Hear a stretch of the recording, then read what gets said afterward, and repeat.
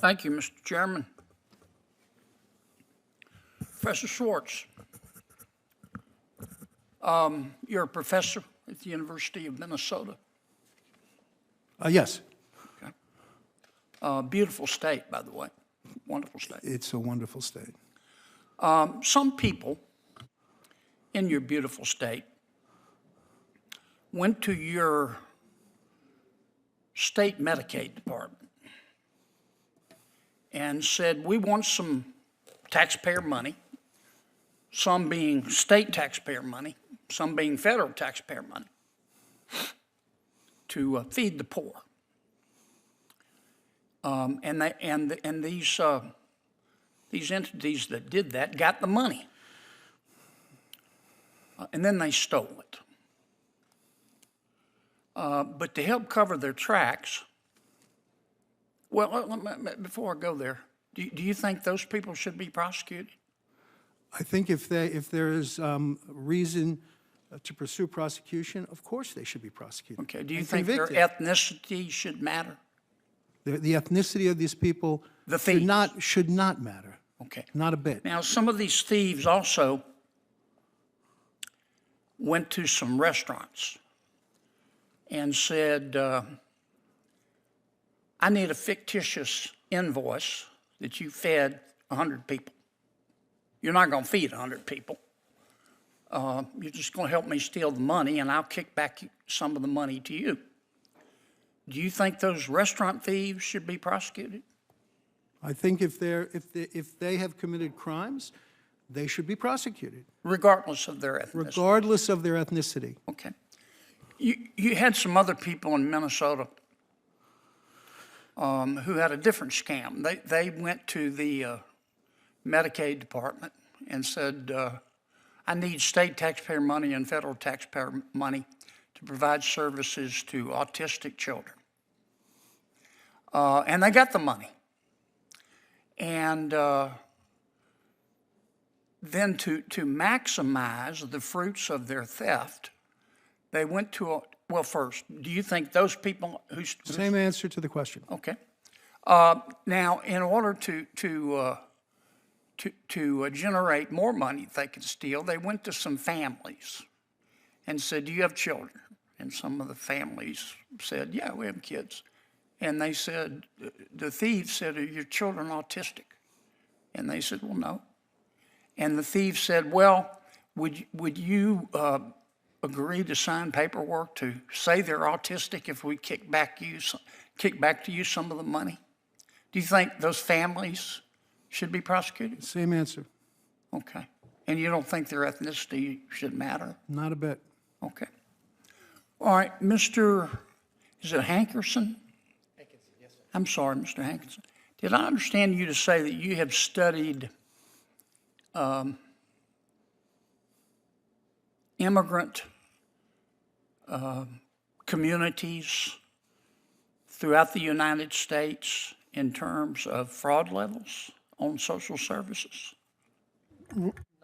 Not specifically, no. I've done visa interviews in many countries, tens of thousands of them, and I've looked at reports about fraud levels. I misunderstood you. I'm sorry about that. It's been a long day. Mr. Beyer, am I saying your name right? It's Mr. Beer. Mr. Beer. I like beer better. Most people do. Tell me that, I think I... A fiery Senate hearing erupts as Senator John Kennedy grills witnesses over massive Medicaid fraud schemes and shocking claims that DHS is sitting on 300,000 immigration applications. Should ethnicity ever matter in prosecution? Is USCIS deliberately stalling legal immigrants? And who is really responsible?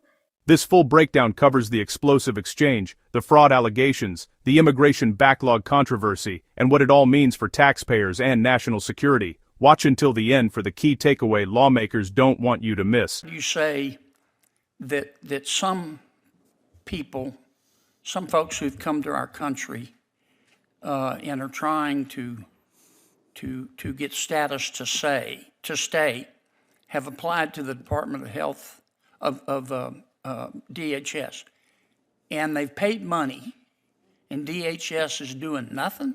Oh, that's right. Yep, they're That's sitting a- on that's their a- applications, not that's processing them. That's a pretty bold statement. How many people, I'm not saying you're wrong, I don't know. How many people we're talking about? About half of the immigrant flow right now. So how many- 90 countries are How many affected people by is- the how many State people is- Department ban. How many people is that? Well, it's at least 300,000 abroad and probably twice Okay, that when you consider the you're people already saying in that the the U.S. 300,000 folks have gone to DHS to seek some kind of permanent status or semi-permanent status to stay. At least 300,000, and they paid money to DHS, and DHS has done nothing. Is that what? That's right. Yeah, they're sitting on their applications. Well, or who they're at just DHS is putting doing them in the that? trash. Who at DHS is doing this? Oh, it's Joseph Edlow. He's Who in is charge of Joseph it. He Edlow? came up with this policy to just. Who is he? He's the head of USCIS. Joseph Edlow is the head of USCIS. He came up with this He's policy at DHS? where he is just. Slow down a minute, man. he's You've just- had too much coffee. Is he he's at DHS? I'm just from New Jersey. So, I understand. Great state, too. Who does he report to? Secretary Noem, of course. Okay. Does Secretary Noem know whether this? I don't know what Secretary Noem knows, but she's aware of the general tenor of this Well, administration. what's his name? Joseph Edlow, Mr. Edlow. Who's his boss? Secretary Noem. Okay. And you can document all this? Oh, absolutely. They put out a memorandum saying we're not processing these people, and Secretary Rubio's involved as well when it comes to the Would State you send Department. me that memo, please? I will absolutely send that to you. I went way over. I'm sorry. I'm sorry, John. I appreciate that. Senator Thank you. Kennedy, I'm informed that USCIS is slowing adjudication because of the huge backlog and the lack of vetting of these migrants during the Biden administration is the reason that we've been given.